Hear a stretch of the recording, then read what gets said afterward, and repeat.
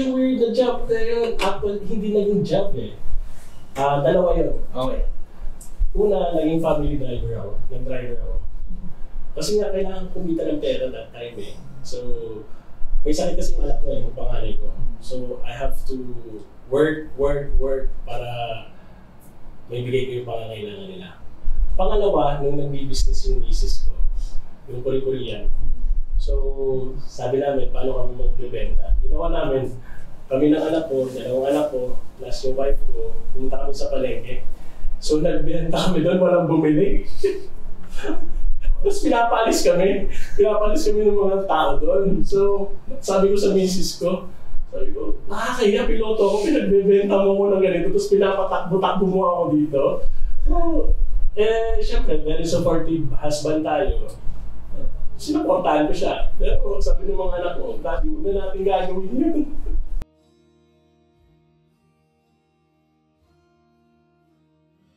First is cellphone. Okay. Second is wallet. Third, patatawa ka. Lotion. Lotion. Kasi, alam mo yun, nakakatang pag pinapahit ko sa katawan ko, parang nawawala yung stress ko. Kahit na driving ako, may lotion pa rin ako sa tabi ko. Kasi at the same time, pag natutulog ako, may lotion ako. Kahit nakapigit ako, alam ko kung nasa nakalagay yun. Tapos bakit ako yun. Parang alam mo yun, na stress reliever ko yung lotion.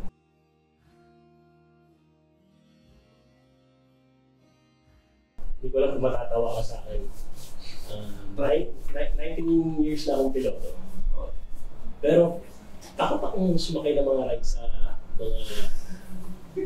mga peryahan, sa mga carnival, mga nangyari dyan sa mga space shuttle.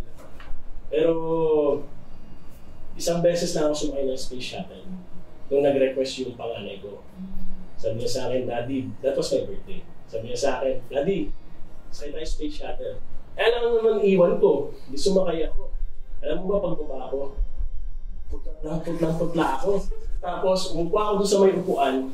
Nakatulog ako doon sa Tarosa, ano ba yun? Enchanted Kingdom. Nakakahiya ang daming tao. Pagbaba ako, umupo ako doon sa may upuan.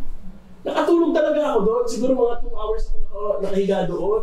Tapos kailan yun, nakakahiya, tinitid nila ako. Tapos sabi ng misis ko, oh, okay ka na ba? Sabi ko, 2 hours ka na nakatulog dyan eh. Tapos nakakahiya, di ba? Yung mga anak ko tuman-tuwa. Samantalang ako na tatay, 19 years. Sabi nga nila, 19 years ka ng piloto, tapos takot ka pala sa mga rides. First time ko sumakay ng space shuttle, takot talaga ako. Hindi ko alam, hindi ko ma-express yung sarili ko, pero talagang takot ako.